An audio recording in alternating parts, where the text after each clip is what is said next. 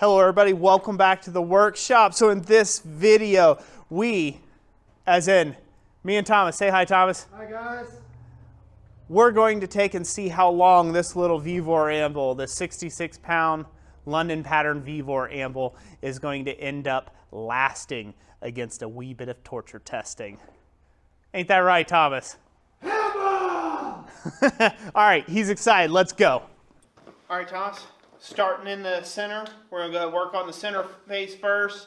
Then we're going to move the horn and then to the tail. Okay? Follow my lead.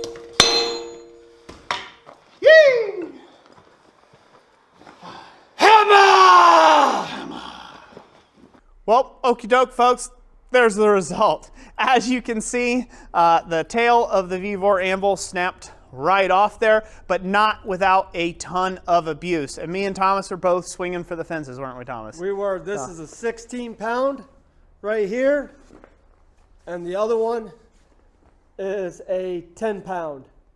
So yeah, so that's the 10-pound. It felt heavier than 10, but then again, I'm kind of fat and slow, so.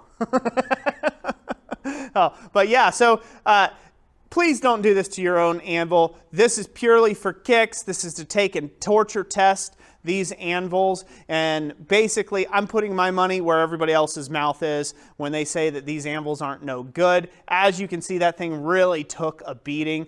The face is fine for the most part. The horn is definitely fine. Just a little bit of grinding action, you could do on that and get it cleaned up right as rain. No problem. We did have there is quite some interesting things though. Hand me that piece, Thomas. Where's that little piece go? Are some interesting things like the grain structure on this. We'll talk about that in a future video, so be sure to check the description if you're watching this video. There'll be a future video on that specifically. I've got some testing I want to do on this piece here.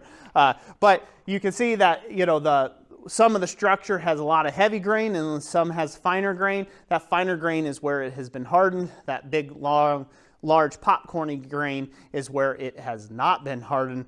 So it's definitely not a through hardened anvil, and that does affect some things. Not necessarily a bad thing, but it does affect some things.